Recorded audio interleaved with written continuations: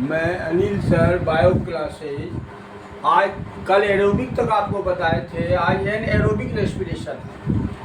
This respiration is the first step in which the partial oxidation of glucose takes place in the absence of oxygen.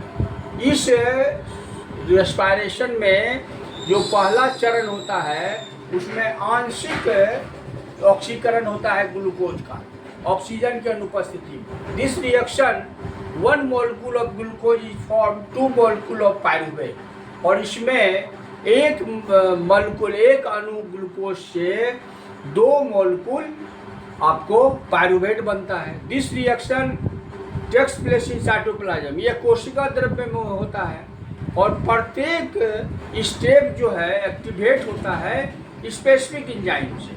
This reaction because of the molecule of pyruvate is in the partial fragmentation so that the energy is less liberated। क्योंकि इसमें आंशिक जो है ऑक्सीकरण होता है जिससे energy कम निकलता है, और रेस्ट एनर्जी जो है वो स्टोर्ड हो जाता है पायरुवेट के बॉन्ड्स में। और यह पायरुवेट जो है यह आपको इसमें तीन टाइप होता है पोजीशन के आधार पर। फर्स्ट क्या है, pyruvate in the absence of O2 is converted into ethanol and CO2। आंशिक जो होगा इसका ऑक्सीडेशन तो यह इथानॉल बनाता है, एसिटिक एसिड C2H5OH और CO2 बनाता है। दिस रिएक्शन, इसी रिएक्शन को हम लोग फर्मेंटेशन कहते हैं, किण्वन, और इसी से जो है आपको वाइन बनता है, और ये जो है ईस्ट के द्वारा होता है। सेकेंड है इन the absence of O2 in muscles, जब आपके मांसपेशी में ऑक्सीजन की कमी हो जाएगी तो लैक्टिक एसिड बनेगा, और यह लैक्टिक एसिड जो है ज़्यादा मात्रा में यदि बन गया तब आपको पेन होगा, मांसपेशी में दर्द होगा, और बहुत ज़्यादा यदि आप चलते हैं और बहुत दौड़ते हैं तो लैक्टिक एसिड स्टोर हो जाता है मसल सेल्स में, जिससे क्या होता है, क्रैम्प बनता है। आप देखते हैं क्रैम्प होता है। तो और थर्ड है इन the absence of in the presence of O2, oxygen की उपस्थिति में पायरुवेट का कंप्लीट ऑक्सीडेशन होता है, जिससे क्या होता है कि CO2 और H2O बनता है, और इसको हम लोग एरोबिक रेस्पिरेशन कहते हैं। तो ये 3 स्टेप है।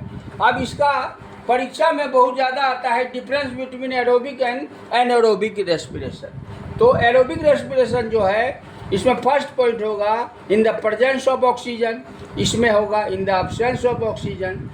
एरोबिक में सेकंड होगा कि इसका जो फर्स्ट स्टेप होगा वो साइटोप्लाज्म में होगा, और सेकंड जो है माइटोकॉन्ड्रिया में होगा। एनारोबिक का सिर्फ साइटोप्लाज्म में होगा, और थर्ड पॉइंट है कि इसमें कंप्लीट ऑक्सीडेशन होगा और कार्बन डाइऑक्साइड और वाटर बनेगा, और इसमें क्या होगा, इसमें इनकम्प्लीट ऑक्सीडेशन होगा और इथानॉल या लैक्टिक एसिड का निर्माण होगा। और लास्ट पॉइंट एरोबिक में होगा कि a lot of energy is liberated, बहुत ज़्यादा एनर्जी इसमें बनती है, 673 कैलोरी, और इसमें क्या होगा, स्मॉल अमाउंट, बहुत कम निकलता है, 21 कैलोरी। तो ये एरोबिक और एनारोबिक जो है इसका बहुत ही VVI है। इसके बाद नेक्स्ट क्लास में नेक्स्ट चीज़ बताऊंगा। Thank you.